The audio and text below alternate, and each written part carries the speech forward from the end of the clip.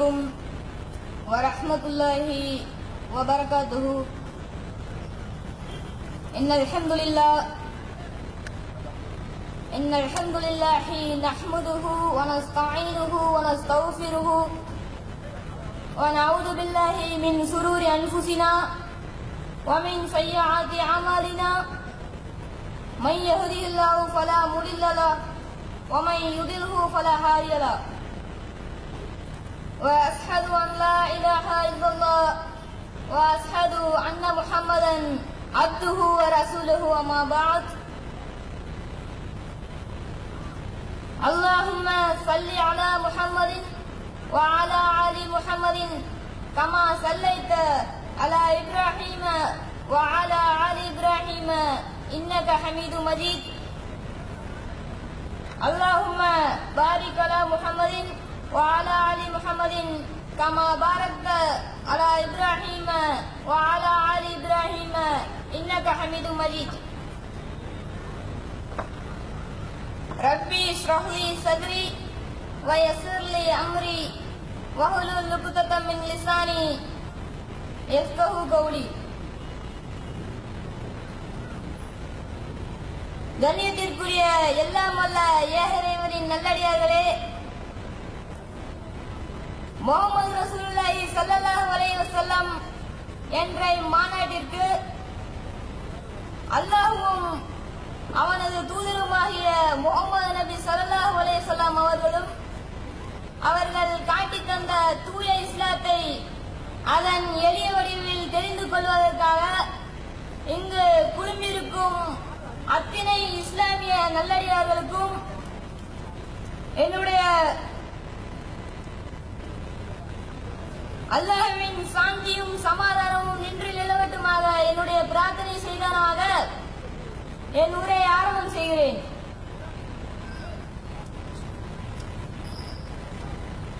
இந்த உலகிலே 700 கோடி மக்களுக்கு மேல் வாழ்ந்து கொண்டிருக்கும் இந்நிலையில் 25% முஸ்லிம்கள் வாழ்ந்து கொண்டிருக்கிறனர். அந்த முஸ்லிம்கள் அல்லாஹ்வும் அவனது தூதருமாகிய முஹம்மது ரசூலுல்லாஹி ஸல்லல்லாஹு அலைஹி வஸல்லம் அவர்கள் காட்டி தந்த இஸ்லாத்தை பின்பற்றி வருகின்றனர்.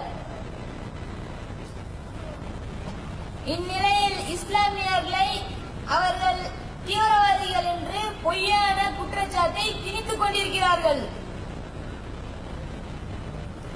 இஸ்லாம் தீவிரவாதத்தை ஆதரிக்கிறதா என்று கேட்டால் இஸ்லாம் முழுக்க முழுக்க தீவிரவாதத்தை எதிர்க்கிறது. முஹம்மது நபி ஸல்லல்லாஹு அலைஹி வஸல்லம் அவர்கள் கூறினார்கள், இன்ன தீன இன்தல்லாஹில் இஸ்லாம். அல்லாஹ்விடம் மார்க்கம் என்பது என்னவென்று தெரியுமா? அல்லாஹ்விடம் மார்க்கம் என்பது இஸ்லாம் ஆகும். இந்த இஸ்லாத்தை தான் இவர்கள் தீவிரவாத இஸ்லாமிய மார்க்கம் என்று கூறிக்கொண்டிருப்பதை நாம் பார்க்கிறோம். இந்த இஸ்லாத்திற்கும் தீவிரவாதத்திற்கும் எந்த அணுவளவும் சம்பந்தம் இல்லை என்பதை விளக்குவதற்காகவே இந்த தலைப்பை நான் எடுத்துள்ளேன். இஸ்லாம் என்றால் என்னவென்று முதலில் தெரிந்து கொள்வோம். இஸ்லாம் என்பது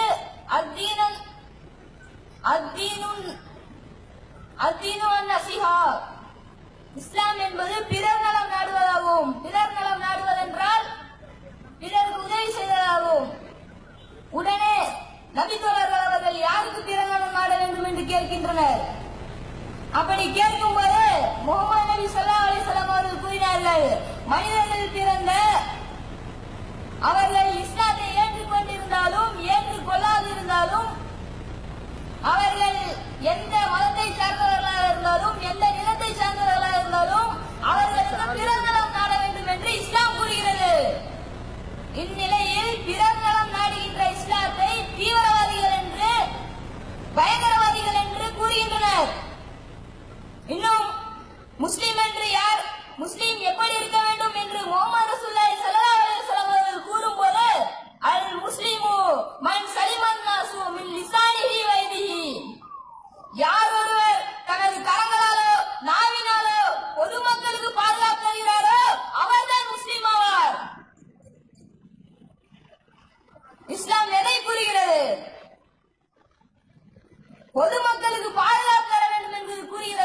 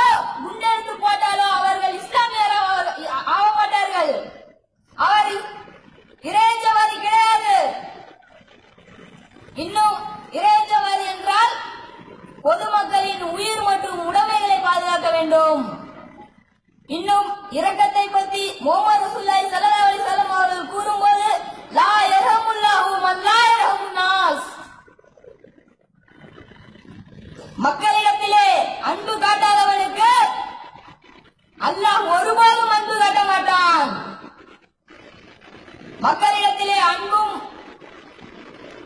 இரக்கமும் காட்டாதவர்களுக்கு எப்படி அல்லாஹ் இரக்கம் காட்டுவான் என்று முஹம்மது ரசூலுல்லாஹி ஸல்லல்லாஹு அலைஹி வஸல்லம் அவர்கள் கூறி காட்டுகிறார்கள். இந்நிலையில் முஸ்லிம்களாகிய நாம் இரக்கம் காட்ட வேண்டும் என்று இஸ்லாம் கூறுகிறது. இன்னும் இஸ்லாம் கூறியவற்றில் இருந்து அகிலத்தார் அனைவரும் சகோதர சகோதரிகள் என்று கூறுகிறது. இந்த சித்தாந்தத்தை வேறு எந்த சித்தாந்தமும் கூற இயலாது. யா அய்யுஹன்னாஸ் இன்னா ஹலக்னாகும் மின் தக்கரின் வ உன்ஸா, மனிதர்களே அறிந்து கொள்ளுங்கள், உங்களை ஒரு ஆண் ஒரு பெண்ணில் இருந்து படைத்துள்ளோம். என்ன சொல்கிறது? உலகில் உள்ள அனைவரையும், உலகில் உள்ள அனைத்து ஆண் பெண் ஆகிய எல்லாவற்றையும் அவர்கள் கருப்பினராக இருந்தாலும் சரி, வெள்ளையர்களாக இருந்தாலும் சரி, அவர்கள் எந்த மதத்தை சார்ந்தவராக இருந்தாலும் சரி, அவர்களை உடன் பிறந்த சகோதரத்துவத்தை உணர்த்துகின்ற இஸ்லாம் எப்படி தீவிரவாதத்தை போதிக்கும்? எப்படி ஒரு உயிரை கொல்ல தூண்டும்? இன்னும் இஸ்லாம் மார்க்கம் சொல்கிறது, இந்த வசனத்திற்கும் தீவிரவாதத்திற்கும் எந்த ஒரு அணுவளவும் தொடர்பில்லாததை சுட்டிக்காட்டுகின்ற ஆணிவராக உள்ளது இந்த வசனம். பகஅன்னமா ஹலகன்னாஸ ஜமீஆ வமன் அஹ்யாஹா பகஅன்னமா அஹ்யனாஸ ஜமீஆ. யார் ஒருவரை கொலை செய்கிறாரோ அவர் உலகில் உள்ள அனைவரையும் கொலை செய்தவராவார். யார் ஒருவர் உலகில் உள்ள ஒரு உயிரை வாழ வைக்கிறாரோ இந்த உலகில் உள்ள அனைவரையும் வாழ வைத்தவராவார் என்று கூறுகின்ற இஸ்லாம்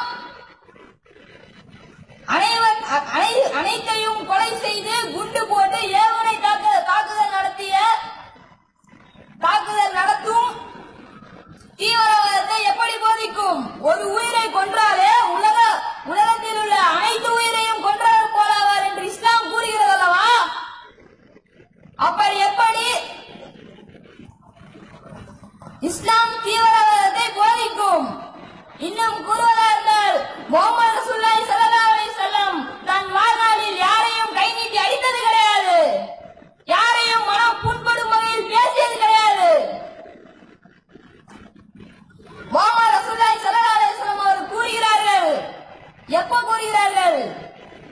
அவர்கள் செய்த கடைசி ஹஜ்ஜிலும் அவர்கள் செய்த கடைசி உரையிலும், ஹஜ்ஜத்துல் விதா என்ற உரையிலும் கூறுகிறார்கள், மக்கா மாநகரம் எவ்வளவு புனிதமானதோ, துல்ஹஜ் மாதம் எவ்வளவு புனிதமானதோ, துல்ஹஜ் மாதம் 10ஆம் நாள் எவ்வளவு புனிதமானதோ அதே போன்று உங்கள் உயிர், உங்கள் உடைமை, உங்கள் மானம் ஆகிய மூன்றும் புனிதமானது. எதுவரை? அல்லாஹ்வை காணும் மறுமை நாள் வரை புனிதமானது.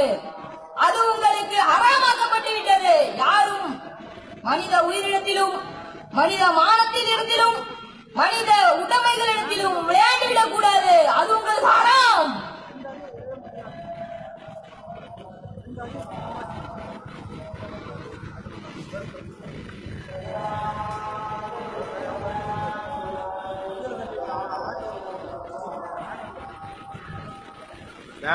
இன்னும் முஹம்மது ரசூலுல்லாஹி ஸல்லல்லாஹு அலைஹி வஸல்லம் அவர்கள் கூறி காட்டும் போது பிறர் நம்பும் தெய்வங்களை திட்டக்கூடாது, வழிபாட்டு தலங்களை ஆலயங்களை உடைக்கக்கூடாது, வேட்டிக்கு கூட கத்தியை பயன்படுத்திடக்கூடாது என்று கூறுகின்ற இஸ்லாம் எப்படி வன்முறையை கையெழுக்கும்?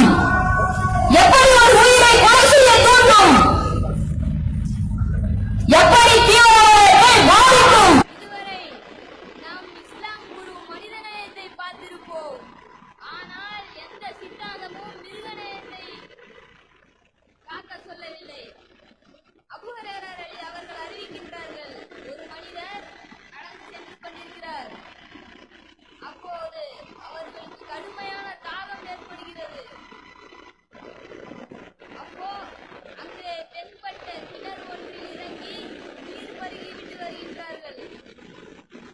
திரும்பி மேல் ஏறி வரும்போது ஒரு நாய்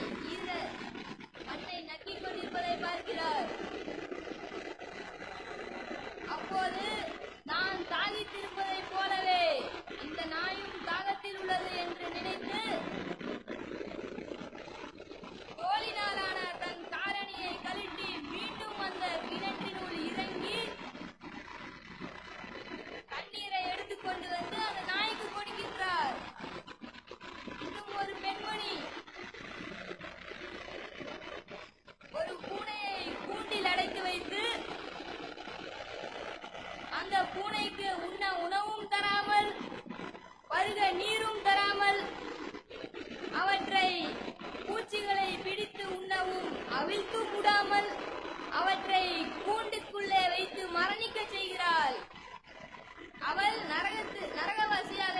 நரகவாசியாகிவிட்டாள் என்று முஹம்மது நபி ஸல்லல்லாஹு அலைஹி வஸல்லம் அவர்கள் கூறுகின்றார்கள். இப்படிப்பட்ட மனிதநேயத்தை தலையாயமாக கொண்ட இந்த இஸ்லாம் மிருகநேயத்தையும் போதிக்கின்றது. இப்படிப்பட்ட இஸ்லாம் ஒருபோதும் தீவிரவாதத்தை ஆதரிக்க சொல்லவில்லை. எங்கள் இஸ்லாம் அப்படிப்பட்ட இஸ்லாம் அல்ல.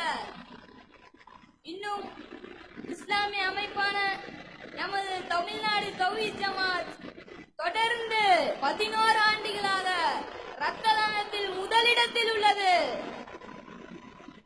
சென்ற வருடம் உங்களுக்கு தெரியும், சென்னை மற்றும் கடலூரிலே வெள்ளம் ஏற்பட்டது.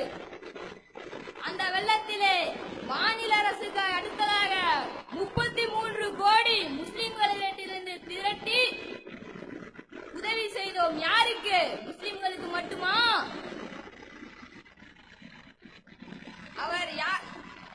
எல்லா இனத்தினர்களுக்கும் சென்னை வெள்ளத்திலே உதவி செய்தோம். இன்னும் சிறுவர் இல்லம், முதியோர் இல்லம், ஆதரவில்லம் போன்ற மனிதநேய சேவைகள் நடந்து கொண்டேதான் இருக்கிறது. நினைத்துக் கொண்டிருக்கிறார்கள் நம் இஸ்லாத்தை தீவிரவாதி என்று சொல்லி இஸ்லாத்தை ஒழித்து விடலாம் என்று. நீங்கள் போடும் தடை கற்கள் இஸ்லாத்தின் படிக்கற்களாக மேலோங்கி ஏறிக்கொண்டிருக்கிறது. பிரிட்டன் முழுவதும் எடுத்த கணக்கெடுப்பின்படி 5200 முஸ்லிம்கள் ஒரு ஆண்டில் மதம் மாறுகின்றனர். பிரான்ஸ் மற்றும் ஜெர்மனியில் இஸ்லாத்தை தழுவிய நபர்களின் எண்ணிக்கை ஒரு ஆண்டுக்கு 4000. டெல்லி மெயில் பத்திரிகை செய்தி சொல்கிறது 2030ஆம் ஆண்டு இங்கிலாந்து நாடு ஒரு கிறிஸ்துவ நாடாக இருக்காது. காமன்ஸ் நூலக ஆய்வு சொல்கிறது முஸ்லிம் எண்ணிக்கை கடந்த 6 ஆண்டுகளாக 39% உயர்ந்த 30 லட்சத்தை எட்டியுள்ளது. இதற்கு என்ன காரணம்? முஸ்லிம் என்றால் தீவிரவாதி, முஸ்லிம் என்றால் பயங்கரவாதி, முஸ்லிம் என்றால் கொலை செய்பவன் என்ற அவதூற்று செய்தியை பரப்பி இஸ்லாத்தை அவர்களுக்கு ஆய்வு செய்ய நீங்களே வழிவகுத்து விட்டீர்கள். அவர்கள் இஸ்லாம் என்றால் என்ன என்று குர்ஆனை புரட்டி படித்து பார்க்கிறார்கள். குர்ஆனை படிக்கிறார்கள், முஸ்லிமாக மாறுகிறார்கள். இன்னும் ஜெர்மனி ஹாலந்தில் முஸ்லிம்களின் எண்ணிக்கையை பார்த்து அவர்களுக்கு ஹலாலான உறவை தர அந்த நாடு ஏற்பாடு செய்துவிட்டது. கத்தோலிக்க முன்னாள் முதல்வரான போப்பாண்டவர் கூறுகிறார், உலகத்தில் அதிகம் பரவும் மதம் என்றால் அது முஸ்லிம் என்று கூறுகிறார்கள். எனவே நீங்கள் தீவிரவாதி என்று சொன்னாலும் பயங்கரவாதி என்று சொன்னாலும் எங்களுக்கு ஒரு தடை கற்களாகவும் வராது. அப்படியே நீங்கள் தடை கற்கள் போட்டாலும் அதை நாங்கள் படிகற்களாக வைத்து நாங்கள் மேலேறி சென்று விடுவோம் என்றும் தீவிரவாதத்திற்கும் இஸ்லாத்திற்கும் எல்லளவும் சம்பந்தமில்லை என்றும் முஹம்மது நபி ஸல்லல்லாஹு அலைஹி வஸல்லம் அப்படி இல்லை. முஹம்மது நபி ஸல்லல்லாஹு அலைஹி வஸல்லம் அவர்கள் வாழ்நாளில் யாரையும் அடித்ததும் இல்லை என்று கூறிக்கொண்டு முடித்துக் கொள்கிறேன். அஸ்ஸலாமு அலைக்கும் வரஹ்மத்துல்லாஹி வபரகாத்துஹு.